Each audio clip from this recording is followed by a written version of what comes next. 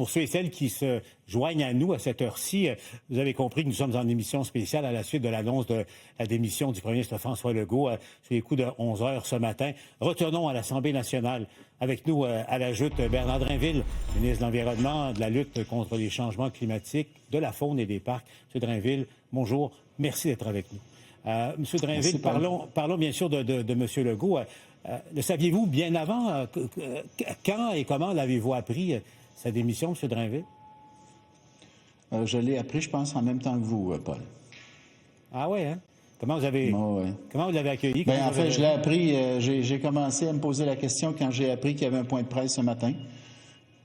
Puis là, j'ai fait quelques appels, puis malheureusement, on m'a confirmé que c'était un départ. Malheureusement, vous auriez souhaité qu'il reste? Absolument. Pourquoi a-t-il décidé de partir, d'après vous, M. Drinville? Pour la raison qu'il a donnée tout à l'heure. Quand il a dit « les Québécois veulent du changement, puis malheureusement, je ne l'incarne plus », je pense que c'est la conclusion à laquelle il en est venu. Et puis, je suis convaincu qu'il le fait pour le parti. Je pense qu'il veut assurer la pérennité de ce parti qu'il a fondé et qui est, à mon avis, encore nécessaire au Québec, c'est-à-dire la voix nationaliste. Et donc, je pense qu'il l'a fait pour assurer la pérennité de la voix nationaliste au Québec. Puis, il voit les chiffres, tout comme nous. Et puis, il a espoir qu'un nouveau ou une nouvelle va nous permettre de récolter davantage d'appui que ce n'est le cas présentement. Je vous sens triste de cette décision-là, M. Drinville? Ben oui. Ouais. Je fasse attention à mes émotions, moi, là. Mais oui. Tu sais, moi, j'arrive du PQ, Paul, hein. Le PQ, il y avait beaucoup de clans, il y avait beaucoup de... C'était pas toujours facile de faire de la politique au Parti québécois. Il y avait toute une histoire, les courses au leadership qui s'étaient succédées et qui laissent toujours des traces.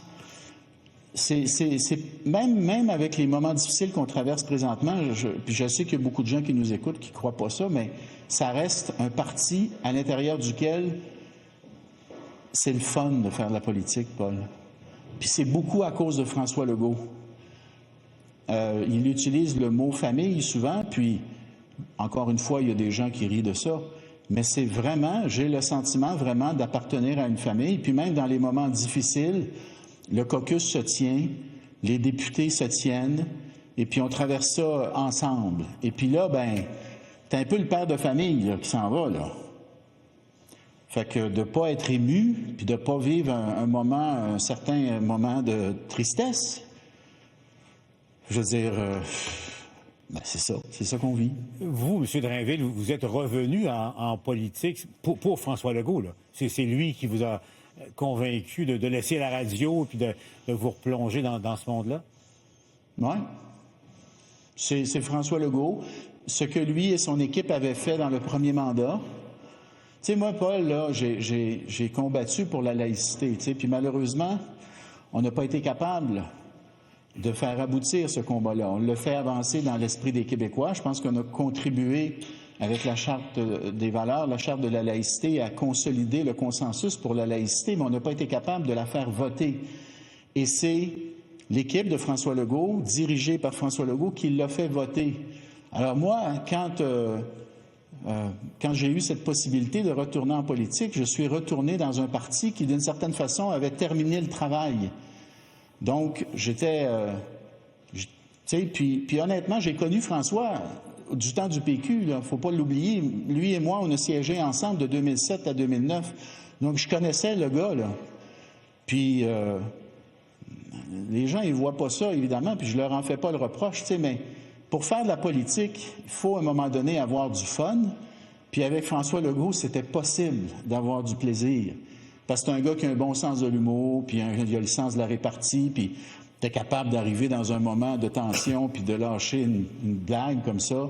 Et puis donc, oui, je suis retourné beaucoup à cause de François, ou pour François, et pour le credo nationaliste qu'il incarnait et que son parti incarnait. Son parti qui est devenu mon parti.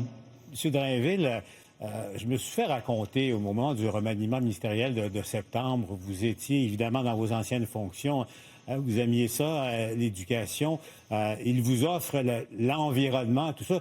Ce qu'on va raconter, c'est que Bernard Drinville n'a pas exactement esquissé un grand sourire en partant. Ça s'est passé comment? Il a dû vous convaincre. C'est vrai qu'il a dû vous convaincre d'accepter ce ministère-là? Ben, écoutez, je ne veux pas dévoiler des discussions qui doivent rester confidentielles, mais j'ai déjà dit, je pense que je vous l'ai dit à vous, Paul, que c'était pas mon premier choix. Uh-huh. Mais le premier ministre, d'abord, t'offre le privilège de siéger au Conseil des ministres, OK? Ça, il ne faut jamais le perdre de vue. Puis deuxièmement, il te donne un défi que tu n'attendais pas. Tu sais, je ne vais pas quand même dire le contraire de la vérité. Mais tu as un job à faire, tu fais ta job. Puis je fais mon travail. Puis je trouve que jusqu'à date, avec le Mont Harford, puis avec d'autres décisions sur l'électrification des transports, puis sur d'autres dossiers sur lesquels on travaille, la chasse et la pêche, les champs éoliens, les projets éoliens, puis même les gaz à effet de serre, c'est pas un dossier facile, mais je fais le travail, j'accomplis le mieux possible la mission que le premier ministre m'a confiée. Puis j'y prends de plus en plus de plaisir. Comme quoi le plaisir croît avec l'usage, même en environnement. Des fois, c'est vrai, en tout cas. Oui. Avant de se laisser, M. Drinville, deux questions. D'abord, plus au plan personnel, dites-moi, bon, vous connaissiez M. Legault de votre vie antérieure, tous les deux, au Parti québécois, mais bon, vous revenez, c'est lui le patron, c'est lui le premier ministre du Québec. On connaît le personnage Legault.